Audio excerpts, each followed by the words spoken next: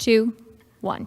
Good afternoon for anyone who's here or anyone who's listening online. This is Mayor Jay Wagner calling to order our special meeting of council for Monday, November 21st. This is a meeting where we're going to have a couple things, a financial report and a report on redistricting, and then we're going to have a closed session. Present here at City Hall are myself, Councilman Britt Moore, and Councilman Williams, Hudson, and Jefferson. We're gonna, is it okay with you if we hear the financial part first, then hear from y'all? Okay. All right, so we're gonna hear a briefing on our annual financial report first.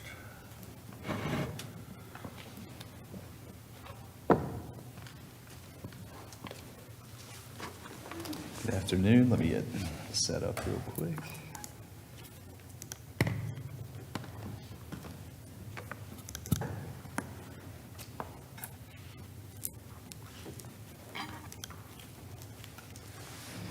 Good afternoon, Mr. Mayor, members of the City Council. Thank you all for taking the time to receive this brief financial update on our FY22 audit, as well as an update on our current fiscal year. This evening, you all will receive our audit report from our auditor, Sherry Beckert. That report has kind of drifted more towards the audit process over the years, and so we want to give you the opportunity to actually hear about the financial results and ask any questions you may have prior to that meeting. I'll start out with a high-level overview of general fund revenues.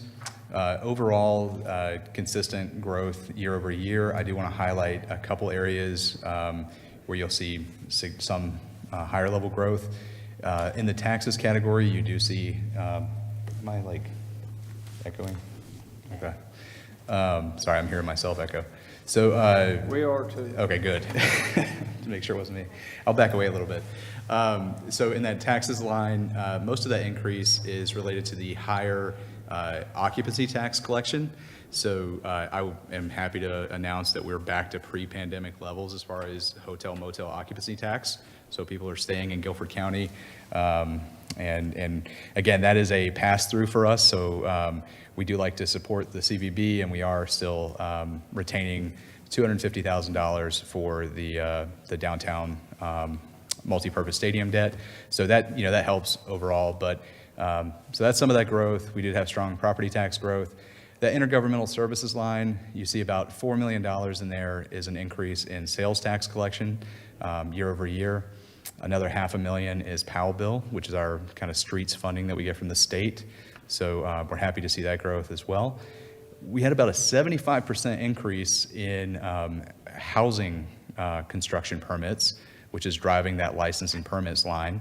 I can't tell you if that's sustainable or not, but you all see those rezoning requests and those presentations almost monthly now, and we're starting to see that come through on the inspection side.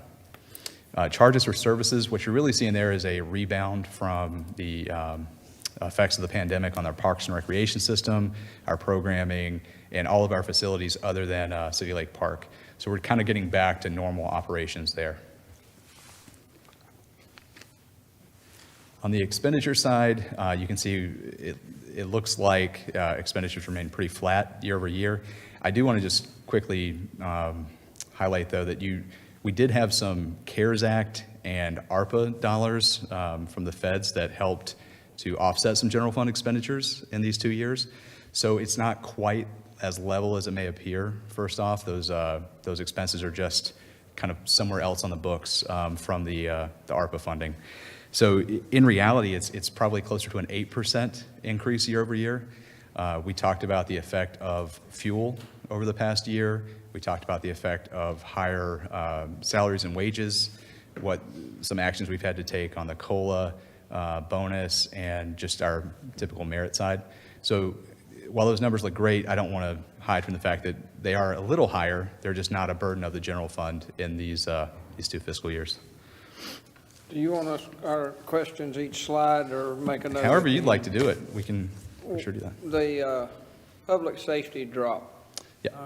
What do you attribute that mostly to? So I will say that is absolutely not a drop in our resources for public safety. Those expenditures still happened. They just happened in our ARPA fund so that we freed up budget for our critical capital needs during the year.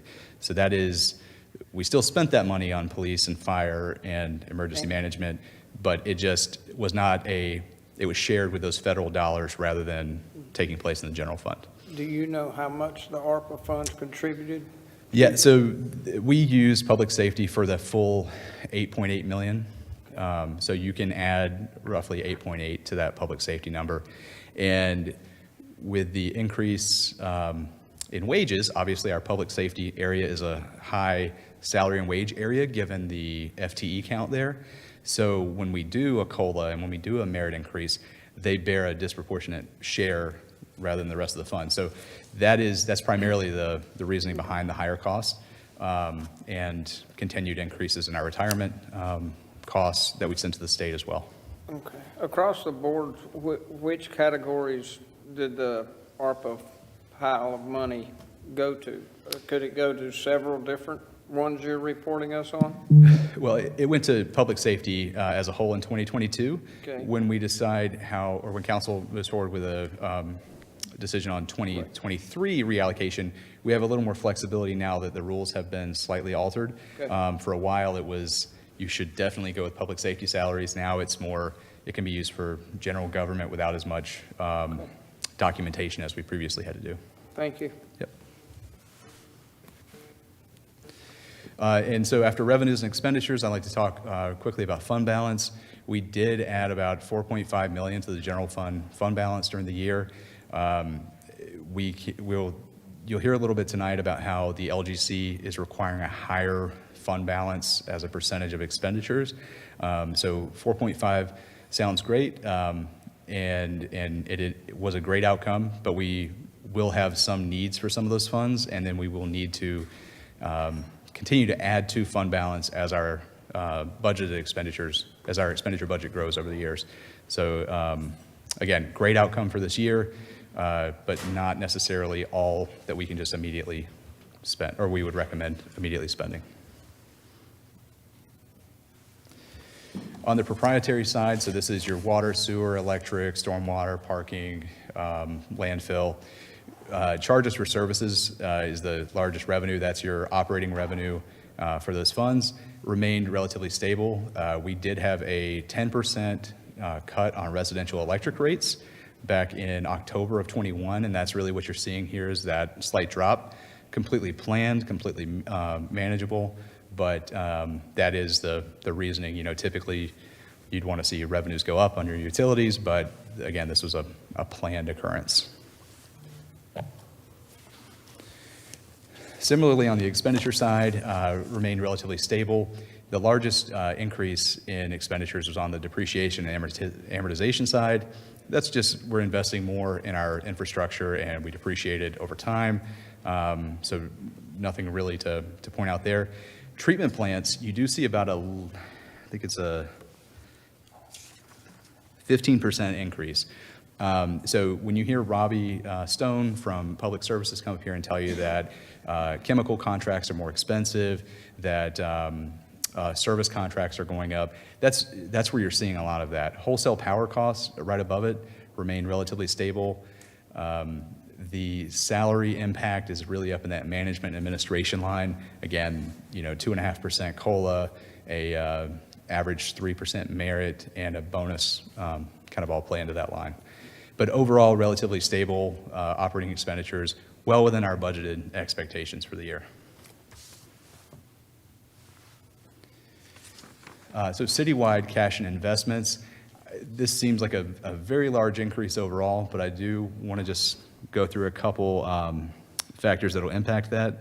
We had it's about a $63 million change, but about $44.5 million of that was restricted cash. So those are bonds that have been issued for specific purposes that we have not already reimbursed ourselves. So that is cash that's sitting out there for City Lake Park and for Washington and Burton and the housing project and our many water and sewer projects. So that's not cash to necessarily spend on operations. We did reimburse ourselves, though, so there is some operating cash in there that was freed up. And about 11 million of that is ARPA funding that came in at the end of the year that we've talked about many times. So we issued 33.8 million in GO bonds and about $38 million in revenue bonds, which again, most of that is restricted for future capital. This slide just shows kind of our capital assets from a high level. So this is the investment that we're making back into primarily our utility systems. So just to show that we are taking that cash and investing it into long-term infrastructure that we need to operate those utilities, that's primarily the bulk of that capital asset listing. And then just a summary of our long-term liabilities year over year. We did issue general obligation bonds, as I mentioned. There were no new real notes or loans payable issued during the year.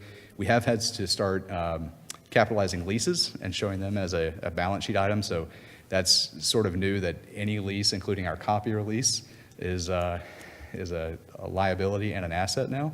So that was fun. And then revenue bonds, like I said, we did issue. So you see that number increase from last year. Compensated absences is your vacation payout. Even with our pay increases that we've talked about a few times, that number really didn't move very much, which means people are using their vacation time, which is a good thing coming out of the pandemic where maybe they didn't use as much. The next line is LEOSA, ELGERS, OPEB, and retirement stipends. So LEOSA is the law enforcement special separation allowance, ELGERS is a local government employment retirement system, and then other post-employment benefits.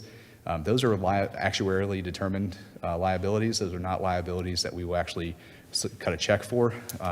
They will change year over year depending on how the underlying assets that back those liabilities perform.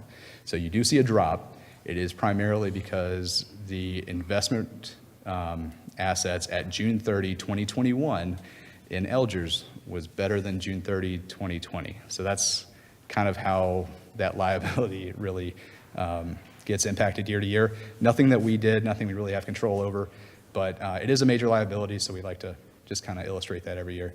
And then landfill closure and post-closure, that's the cost of caring for the landfill after we go through with closing it and the future development for new sections. So we are about to open up a new cell or new construction on a cell, which will kind of extend the life and the cost of that. So we'll see that kind of grow a little bit, and then we'll see it drop a little bit as we actually close parts of the landfill that we are no longer using. That's kind of the change that's happening there. Any questions about year-end results? I've got a little bit of detail on the following slides that'll show you, how we ended up in certain funds. Okay. So as we go through the update, here are the financials of the major funds through October 31st, 2022. First up is a general fund. This is, and again, it'll be for every slide. There's the adopted budget, the amended budget, actuals to date, year-to-date percentage, and the prior year total actual. So the amended budget, the difference there really is if we were to have brought something to council to amend revenues and expenditures, it would show up there. It also shows purchase orders and other encumbrances that rolled over from the fiscal year. So these are items that we had ordered last year and then they have not come due, or they have not arrived by year end. They are reappropriated and assumes we'll receive them in the new year. Both expenditures and revenues are on target for the general fund. You want to see about a third or less of expenditures to date, given that we're 4 months into the fiscal year. On the revenue side, general fund revenues don't really work according to that schedule. We have property taxes, we have monthly sales taxes, which come in several months behind. So there's no real 33% guideline there, but we are on track with where we expect to be at this point in the year. And as you can see, there's the 4.3 million that we added to fiscal 22. I'd love to tell you we're going to add 17 million. That's not going to happen. That is just a timing thing with how the revenues come in. I do want to highlight a major, and we've been kind of talking about this for a couple years now, a major revenue in the general fund is sales tax. you know, we thought this was going to be the revenue that fell off a cliff during the pandemic, and that just never really happened. And then what we've seen over the past couple of years is just year-over-year increases from a month-to-month standpoint, and we've kind of charted that out here. There is a point, I think it is February, that's really the last distribution we have when we bring you a budget for the next year. So there are 4 to 5 months that we have no clue what that distribution is going to be, and we bring you a conservative estimate as part of the budget. What you see there is that we keep coming in well above prior year every month, and we have a conversation in the manager's office every month, like, when is this going to end? And we don't know, but 20% year-over-year growth is probably not sustainable, so we will continue to bring you conservative estimates for the budget, knowing that it's a major revenue. And then on this side, it'll kind of show you where we are this year compared to the last few years with the same collection period. We are staying in that 25 to 28%. If you were to annualize the revenue, you would expect about 25%, a third of the way through the year. And again, we're in October, but we know of 3 distributions. That's all we get from the state at this point. So 3 distributions in, we're in that 25 to 28% that we like to see.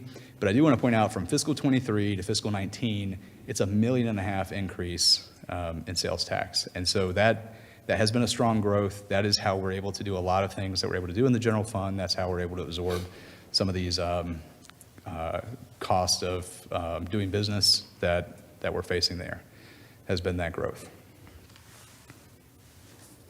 Let's see if I have other notes on that. Just some interesting categories where we saw some growth. And again, this is a single month compared to the same month in the previous year. The automotive industry side saw an 18% increase. Food saw a 12% increase. Furniture saw a 9% increase. General merchandise saw about a 10% increase. Lumber and building supplies and services saw about a 30% increase year over year. So this is the September report, which would be August sales, just to give you a time frame of where we're looking at. But certainly you would think a 30% year over year increase is not sustainable long term. Tell me about it. This is our water and sewer fund summary. Again, revenues and expenditures are in line with where we expect them to be this year.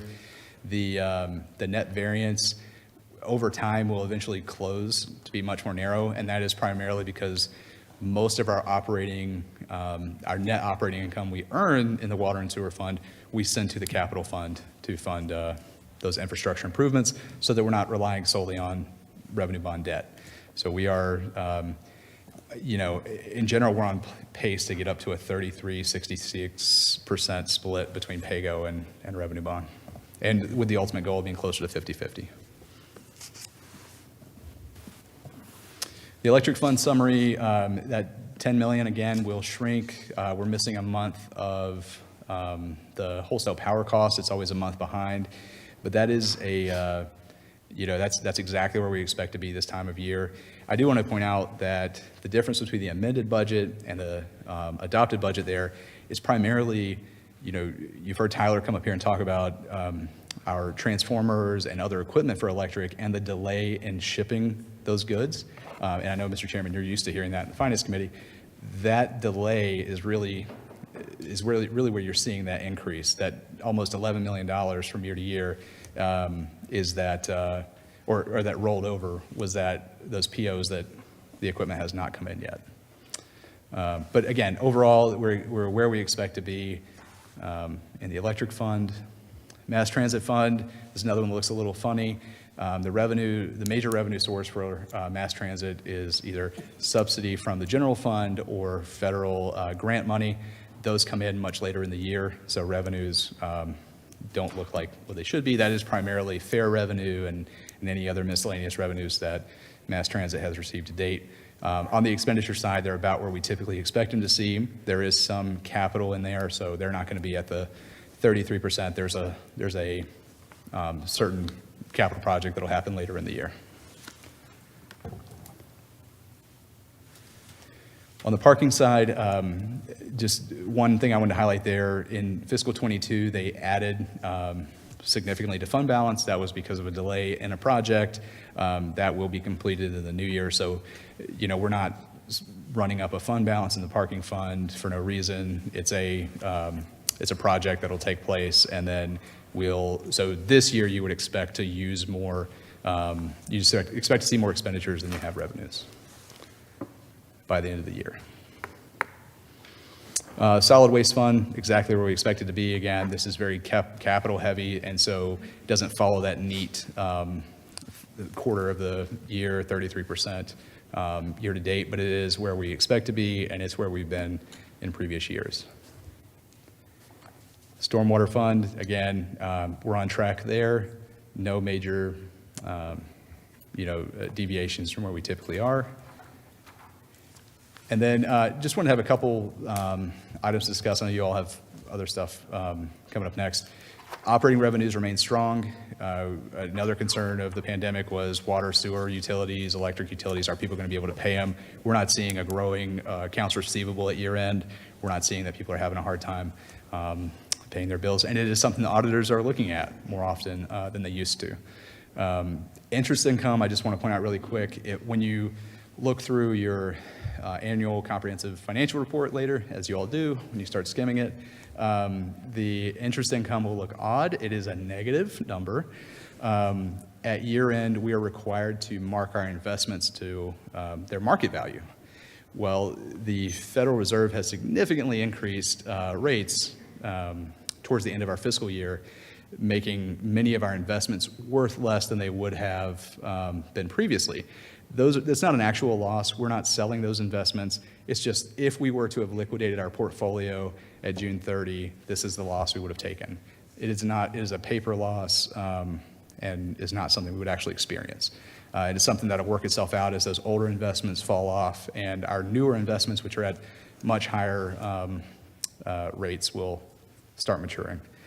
Just for comparison's sake, our cash reserves are earning about 3% right now, and for 2 years prior, they were earning 0.01%. So we are actually earning interest income again, but it will take a while before that mark-to-market value adjustment looks better. And then I just want to highlight, we are still facing economic pressures. I think we've done what we can. We've made some adjustments on the pay side of things and for retention purposes. I think we're still facing some of that, maybe not as much as we were, but it's still coming up frequently. We are still seeing cost increases in goods and services, and I would say especially services. We all went through the fuel hike, and just like everyone else, the city paid more for gas. We were able to absorb a lot of that last year and then build it into our budget this year. But there are other services that we will continue to see climb as companies try to, wrestle with their costs increasing. So we do expect to continue to face some of that as we enter into the next budget cycle. Does anybody have any questions or want any updates? Okay. Anybody? I'd just like, go ahead. Yeah, I do want to just say thank you to the finance team that joined us today, and I appreciate you all moving this up so we can get back to work. But they don't have to come to the 5:30 meeting tonight, so that was nice of you all too. We do, if you guys want to stand up, we have our assistant finance director, our treasury manager, our accounting manager, and then 2 fantastic accountants who, this couldn't have happened without. We did have our 1031 deadline again, 4th year, sounds right, 4th year in a row. So we're really proud of that. It's a stretch to get done every year, and frankly, the auditors had staffing issues too, just like we all have. And it was us pushing them and them pushing us to make sure it happened. But we're really proud of it, and it couldn't happen without that group over there. So thank you.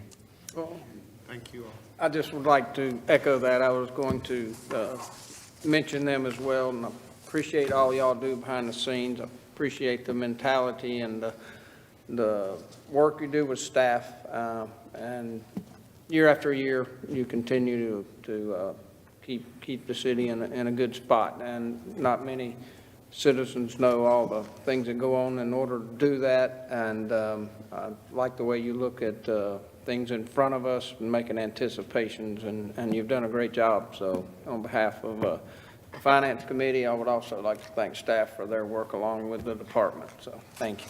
Thank you.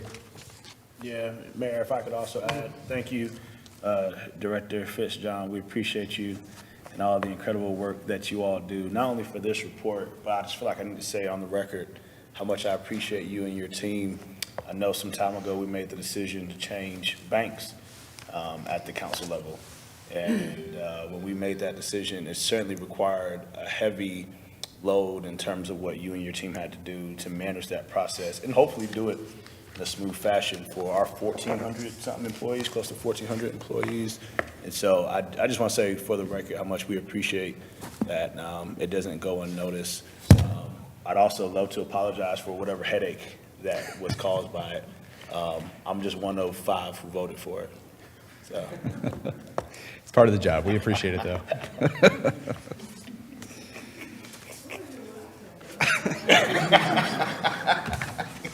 Thank you. Thank you. Okay, so now we'll look at redistricting, and Caroline?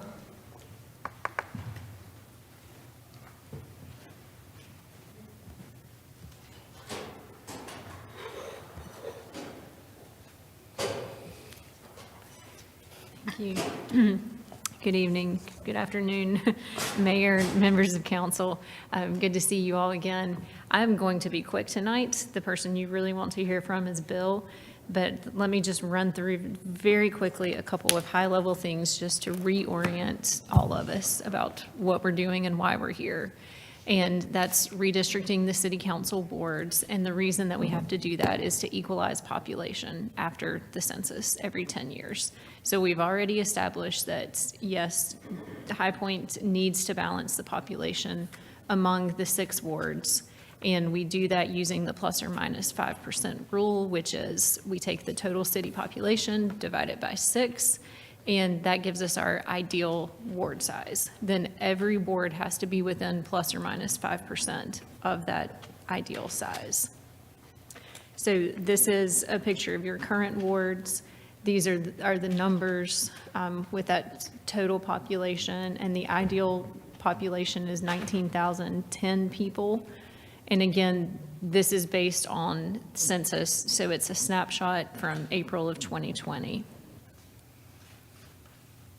And here's the breakdown for the 6 wards. You can see that wards 2 and 5 needed to gain population. Ward 6 needed to decrease in population. Wards 1, 3, and 4 were okay as is, but as you all know, there's give and take in this process. And with that, let me turn it over to our demographer, Bill.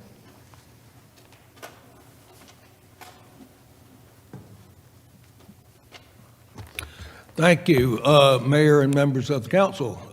I'm glad to be here, and I'm going to try to juggle between 2 things here, between the PowerPoint and an interactive map. I hope you have been able to see the interactive map. It's been on the website, but so you gave us the criteria you gave us in drawing options. Was contiguity as much as possible.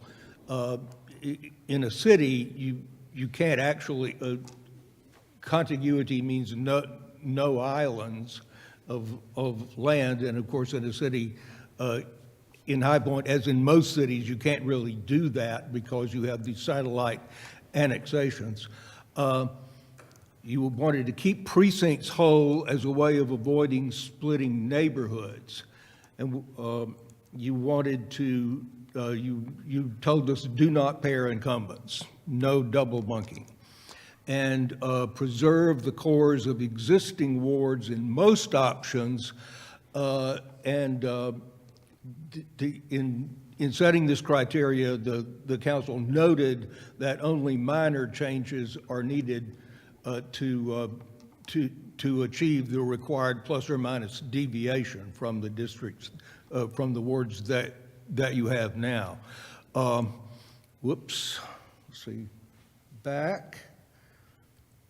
Yes. But you wanted us to produce one plan from a blank slate rather than from the existing wards, just for comparison. And you told us that even there, you still don't want incumbents to be double bunked.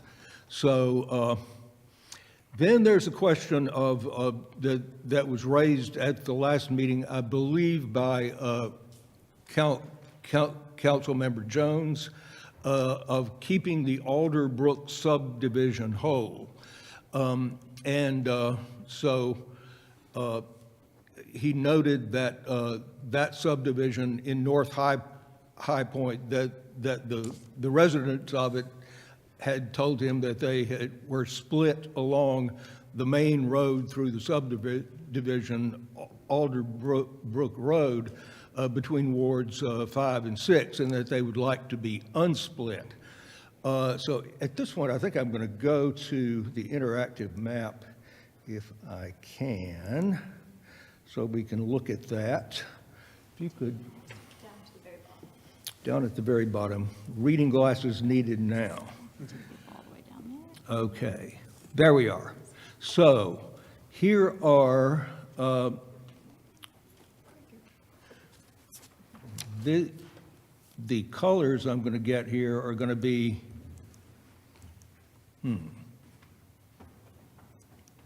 there. These are the current wards, and these are these are subdivision. This is a layer of subdivisions that I got from the planning department, and I would like to say now that the Mr. Sushil Nepal and Ms. Kaylin Francis of the planning division were very helpful in getting some of these overlays on the maps. But there is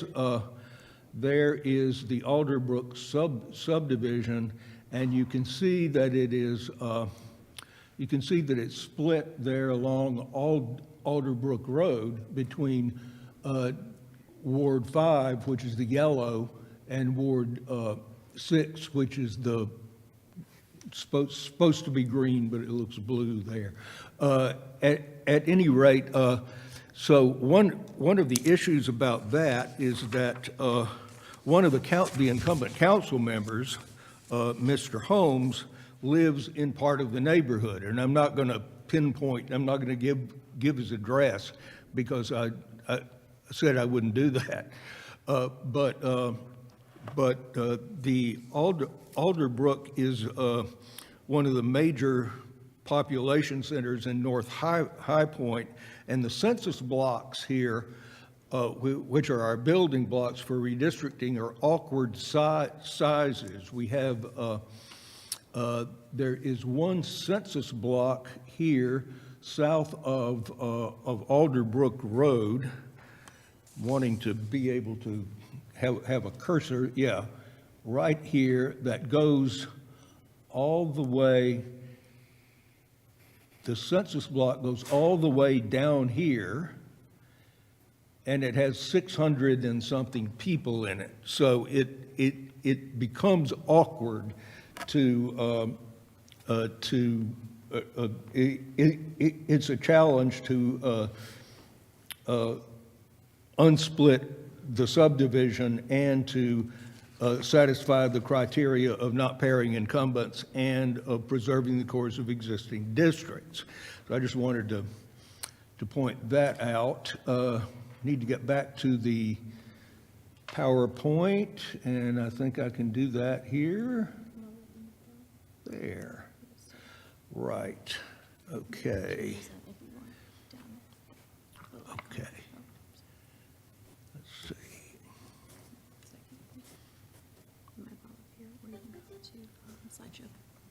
Okay. Oh, sure. There we go. From current slides. Sorry. Okay. So that's the deal with the Alderbrook subdivision. So our three options, I would say it's 3.2 options, because there's an option C1 and a C2, which have very small difference between them. All of the options keep every incumbent in a separate ward with the same number as now. Two of the options, A and B, are drawn to preserve the cores of existing wards. Options C1 and C2 are slightly different versions of the blank slate plan. So in those wards, we did not attempt to preserve the cores of existing wards. In all the options, we attempted to achieve contiguity, that is, no islands, and to keep the precincts whole. Sometimes those goals are in conflict, and you will see that in a few minutes, because the options C1 and C2 represent two different ways of trying to resolve that conflict.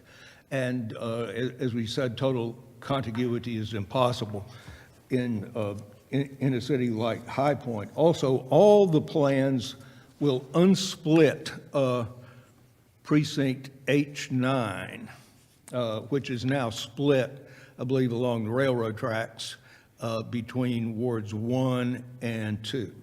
And all the plans except option B unsplit the Alderbrook subdivision. Option B splits it less than it is split now. It doesn't split it all right down the middle. So let's go to option A, and here are the deviations of option A. Here is option A compared with the current ward map, and you can see with the red circles some of the differences, which I'll go over in a minute. So, characteristics of option A. So we're going to go back to the interactive map. And here is going to be option A. And the precincts of High Point.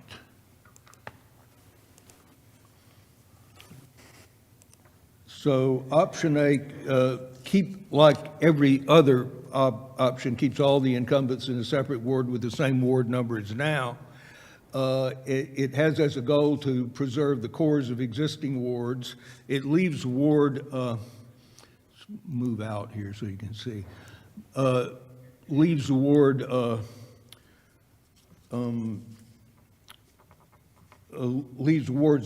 Ward 4 entirely unchanged and leaves Ward 3 substantially unchanged. The only change in Ward 3 would be this kind of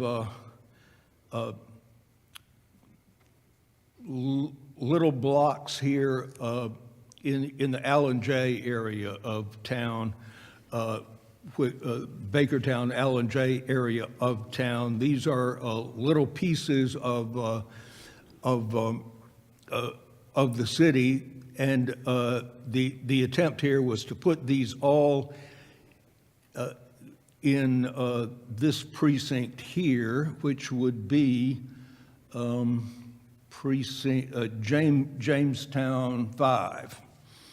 All the pieces in Jamestown 5 of 2, and all of Ward 3 in the H4 precinct.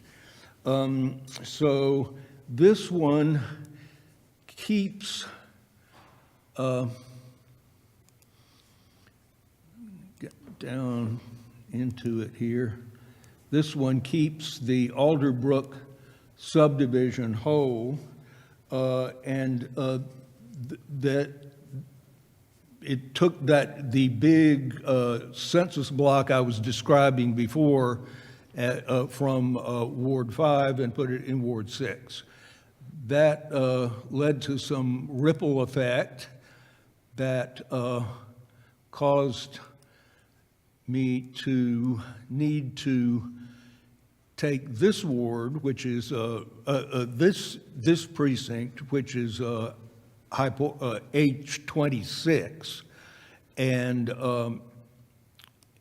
put it in Ward 6, put most of it in Ward 6, but in fact to split it along East Chester Drive. So that's the attempt to keep the current wards, to preserve the cores of current wards, but also to unsplit Alderbrook. And another goal, of course, is to maximize contiguity. So then we get to, back here, option, wants to fight with me here, there. Option B, okay, yeah. Slideshow from current slide.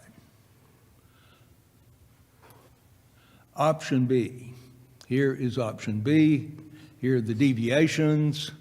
Here is a comparison with the current map. With the current map, you see here how it handles how option B handles the Alderbrook situation. It doesn't unsplit Alderbrook completely, but we'll look in detail in a minute into what it does, and it leaves precinct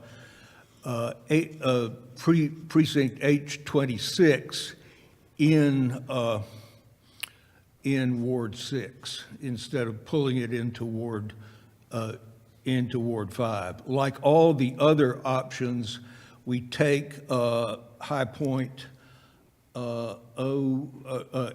H09 here and unsplit it so that it's all in Ward 2, which needs population, and it takes it away from Ward 1, which, you know, still leaves Ward 1 within the right deviation.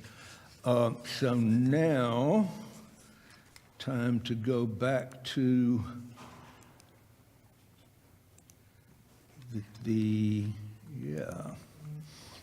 okay, so here's Ward B. And what it does with Alderbrook is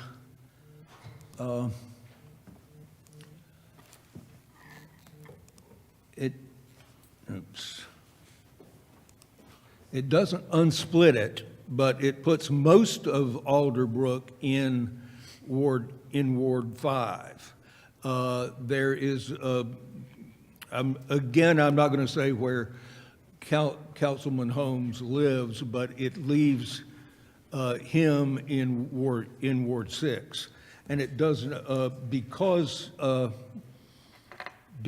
doing it this way, we're able to keep most of the rest of those two wards relatively similar to the way they are now. So again, the basic characteristics is they don't double, this option doesn't double bunk any incumbents. It leaves Ward 4 unchanged and Ward 3 substantially unchanged. And this actually makes, option B makes the fewest changes to the current map. And we've just, the precincts that are whole, let's see, it splits only two precincts. The big sprawling precinct in the north-south Deep Run and Abbott's Creek 88 here in Davidson County, which, let me turn on the Davidson County precincts. You can see it splits this precinct, which is Abbott's Creek 88, but it splits it the same way that it's split in the current plan. So that's option B. And now, going back here to options C1 and C2. These are two versions of the blank slate plan. Both of them are within current deviation. I can, and there's only one difference here, which I will describe in a minute. Right up here where these red circles are. So these are the two versions of the blank slate plan. We did not try to preserve current wards, and unlike in the other options, this map changes every ward. C1 and C2 have as goals to keep precincts whole and to maximize contiguity. However, to balance those two goals is how you would balance those two goals is the difference between C1 and C2. Let's see here now. Okay. And there we go. Sorry for these hesitations. So C1 and C2, the only difference between C1 and C2 is this little place right up here. This is two census blocks between Skeet Club Road and Dilworth Road, and in C1, they are put in Ward 4, which makes them contiguous with the rest of Ward 4. In C2, that area there is put in Ward 6, and that it doesn't look contiguous. That's true, but it makes it possible to keep this entire precinct with all these satellite annexations and so forth whole. The South Deep Run precinct, you can keep it whole if you put this little spot over here in Ward 6. So this C1 splits three precincts, 29A, Abbott's Creek 86A, which is this one up here, and SDRI, South Deep Run Precinct. C2 splits 29A and Abbott's Creek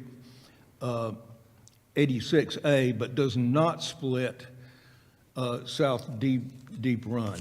So, let's see, we can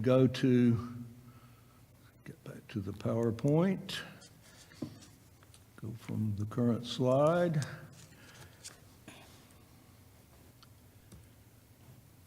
We've talked about that.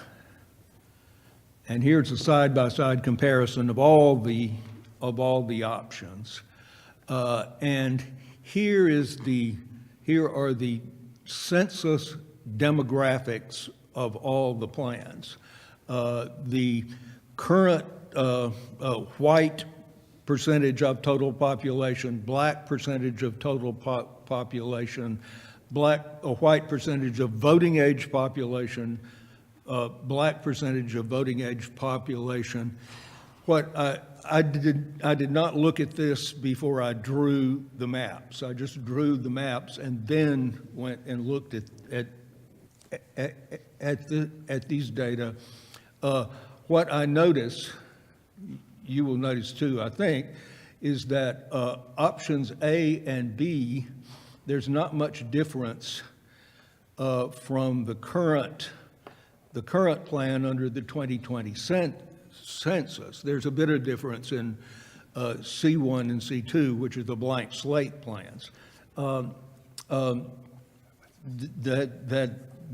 generally holds true. Where you do see a difference is between the current plan under the 2010 census and the current plan under the 2020 census. Those are some differences. And it looks like some big changes are happening, like in Ward 1, going down from 57% black to 40, more than 10 percentage points. There's another thing I looked at here. Voter registration data is not something that's easy to get for all the new maps, but you can get it for the current wards, and and you can get it for, you can compare it to 10 years ago. And I think what you'll see if you look at these is that the changes are not the changes between the current wards in 2011 and the current wards under in 2022, the most recent voter registration is not nearly as marked as it was, as the census data. So that's pretty much what I have. We have further slides that we should talk about, right? The timeline. You want to? And then there are questions and input. This is just a reminder of the timeline, and, you know, we're here to work with you. We want to answer your questions and get your feedback. We're happy to hear that tonight, to hear initial thoughts that you've got. If you haven't had a chance to look at the maps yet and you need some time, I would recommend going to the city's website. There's a redistricting page, and there's a link to the interactive map on that. And I think playing around with that, and you can type in any address in the top left, and it will zoom in, and then you can compare the different options. But our suggestion is that we have until basically the end of the year to get your feedback on any requested changes. And you may remember the process that we worked out was to put it in writing so that it is a public record, and that feedback includes the affected council member's position on the requested change. And then in January, we'll have a work session to look at the feedback that we get and evaluate it, and then try to get some consensus on any requested changes. Of course, if you like one of the options as they are, then that's up to the council too. You do have to have a public hearing in the process, and we've got that tentatively scheduled for March. So with that, I'm happy to turn it back over to Bill to come up to answer questions, and I'll be taking notes on any feedback, and thank you all. Okay, folks, floor's open for any questions. Mayor, this is Councilman Jefferson. Just want to thank the team from Pointer Spruill for coming in and presenting to us this information, all the good work you all have done. If I could ask one clarifying question, in terms of total population, does HPU, High Point University, that is their student body, does that figure into the total population count? Do you know that? Yes. If whoever was there on April 1st, 2020, that was the snapshot date for the population of the U.S. So wherever you were at that time, wherever you told the census you were living at that time, that's where you were counted. So that they would be included. We had some issues in other counties that have universities. April 1st, 2020, of course, was Right, pandemic, so folks maybe went home. the beginning of COVID. So I don't know what effect that had on the population of Ward 1. I mean, High Point University is entirely within Ward 1, right? Not its entirety, overwhelming percentage, like majority of it is, but not entirely. I think there Okay. are some parts that are just a little bit in Ward 2, and just a little bit in Ward 4. Why do I feel like Maybe, no. right there along Eastchester, is that Ward 1? Your ward Centennial line and runs Westchester, along MLK. They're completely on the other side of that. Centennial, Eastchester is the end of 4. They're on the other sides of all 4 corners. It's all in one. I only have one corner of the 4. Cyril, are you thinking about employees or students? You're not thinking about. Well, I imagine employees are counted, because they'll live in all types of places, but students specifically who live here, 8 months out of the year, and majority of students live right there on campus in Ward 1. Yeah, but unless they register to vote, like Claire, she lives on campus in Chapel Hill, but she votes in High Point. So unless they change their registration, the students really won't matter unless, you try to go to the students and try to get them. Well, I get what you're saying. The point is that, and I think that this is a special case, because I think in terms of the pandemic, based on when you're saying the snapshot was, many of them went home, probably. Because I feel like in March or somewhere around that time, they sent students home. Because they had spring break, matter of fact, they told them not to come back. If this was any other year, I'd probably be digging into that a little bit more, because you're going to have several thousand people living right there in High Point. So to your point about registration, that's one thing. Telling folks where you live is another thing, because then that means they could have been counted in the population size. You get what I'm saying? So the census didn't go based on voter regregistration. The Okay, census okay, I said, got where you, do I you got you. live? And so if those students said, I live in High Point, for example, then that could be impacting some of the population numbers and just Okay. things of that nature. But I do think this may be a special circumstance in which that may not actually be the case. Yeah. Well, it could be that a number of the students at High Point University are registered to vote, but not in High Point, right? Maybe they're registered to vote wherever mom and dad are. I don't know. Yeah. And it could be that some of them are not registered to vote at all because it just hasn't come up yet in their lives.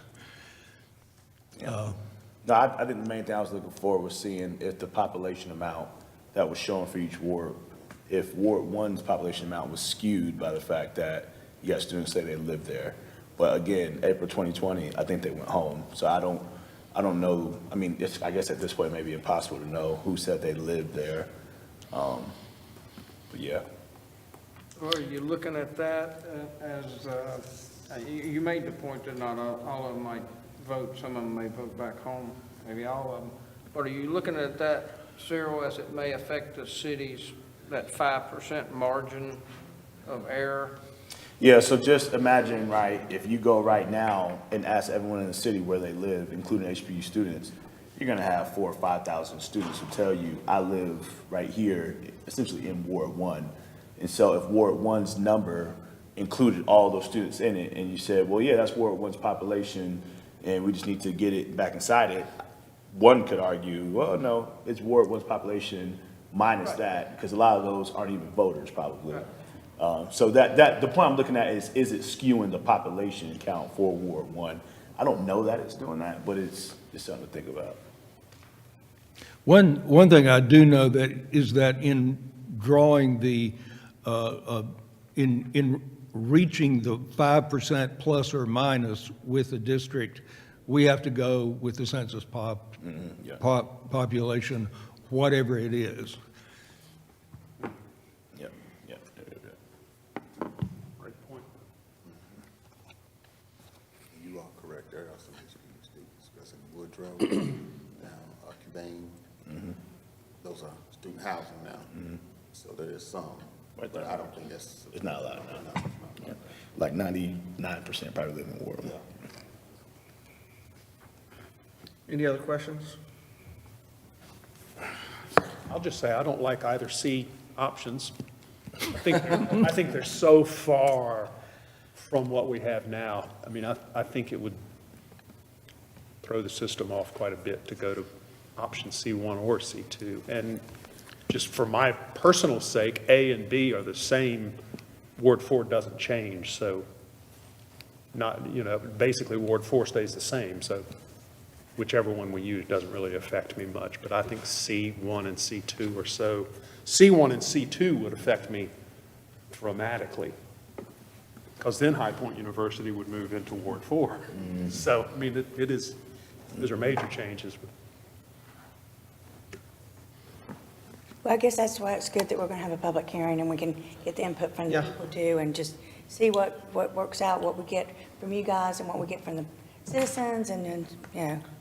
I like what you've produced, and Yeah. let's put them out and Yeah. see what feedback we get. Can you scroll down, Bill, so I can see down here? Because I think the precinct you put together means Washington Street moved into Ward 2, it looks like, based on at least one or two of See. these options. Now, this is the C2 option. Well, this is C2, yeah. Can I look at, Oh, you want to see A or B? I think it's B. I think it was one of A and them. B are the same as far as that area goes, so I'll Yeah, just, can I see option A? here's option Yeah, A. so it pulls all of, I thought you pulled that in. These are the precinct, these dark lines are the precinct lines. And Main Street, and I guess the railroad tracks are Yeah. along in there. Washington Street, so right now, everything that's where Underhill and Willow and Brooks are traditionally in Ward 1. Like all of Washington Street essentially is traditionally in Ward 1. It's probably been in Ward 1 since my predecessor's predecessor. Yeah, oh yeah. But that I guess that was an attempt to combine one precinct. Is that what that was, Bill? right.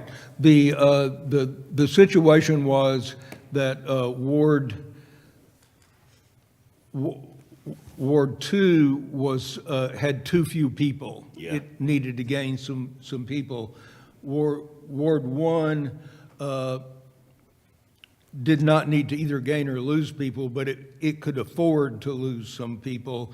And because one of the criteria was to try to keep precincts whole, there was an opportunity to solve the deviation problem with with Ward 2 and to make a precinct whole, so. Split for a while.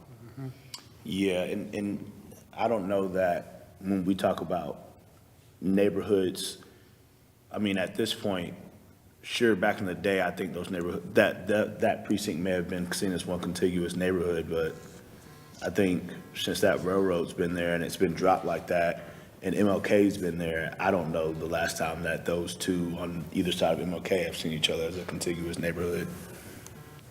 I'm trying to find Washington Street here. So- You go zoom back in.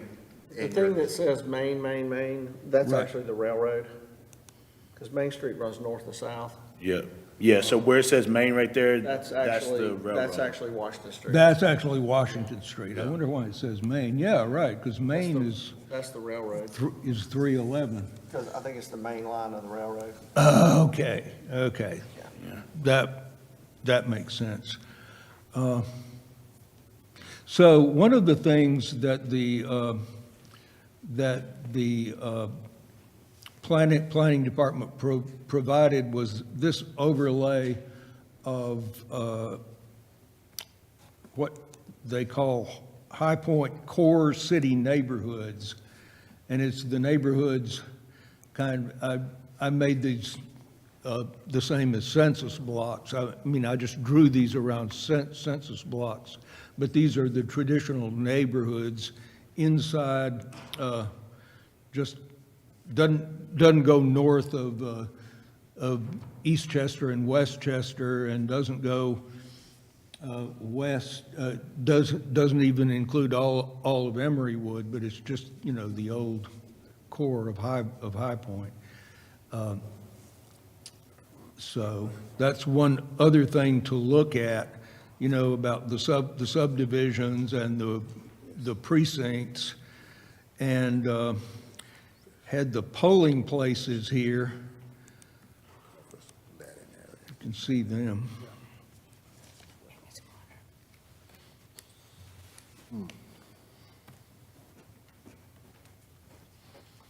Bill, while I certainly understand what was done to kind of alleviate getting back to the numbers that make sense in terms of total population for each ward, I would make a strong case that just historically, based on the way folks have always probably understood what ward they've been in, I would make the case for that chunk. And if you want to zoom back in, I can tell you exactly where. I would make the case for that chunk to remain in Ward 1, actually. Okay, the part north of the railroad tracks. Yeah, it's north of the railroad tracks, but east of Centennial. Right, so, The one piece you shifted, Yeah. basically. Yep, literally, matter of fact, that one piece looks like it just turned, Washington Street and Washington Terrace. right, here, yep, that whole piece. this part here. Yep. That's where John Coltrane grew up, I believe? Yes, On Underhill? yeah. Are you a Coltrane fan? Yes. Okay, awesome. We are If- too. If you go out to the statue there and press the buttons, a greater love is not working. Oh, you mean I Love Supreme? I love Supreme. I love Supreme. It's not working. Uh-oh. It's not working. We'll fix it, Bill, thank you. Statue staff on that. Yeah, so I don't know if that was me putting it in writing. Do I need to like email it to y'all or something? Yeah, if you would, just to make sure that we're clear, and because we do have all of this time, it would be great to have it in writing and to get the input from everybody. I want to talk with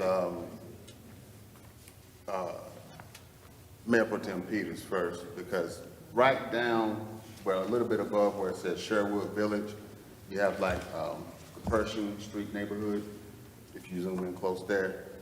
I was going to see if there's enough play down in that area and how she felt on that, because that's one of the, like the Pershing Neighborhood Association, et cetera, that, a lot of that was kind of addressed by myself and my predecessor before. And I know it's in Ward 3, but, maybe that area could be looked at as a. Where is Where it that says now? Pershing, yeah, where you see Sherwood, it's like the Okay. air park, yeah, right in that area. Okay. And the surrounding areas in there. And that, you think that belongs in Ward 2? Well, I was going to have a conversation with Monica Peters about, would that be something, and would she have any heartburn on actually having y'all look at that area as something to? You've also got a section here at the bottom of the Bastonia district there too. Yeah.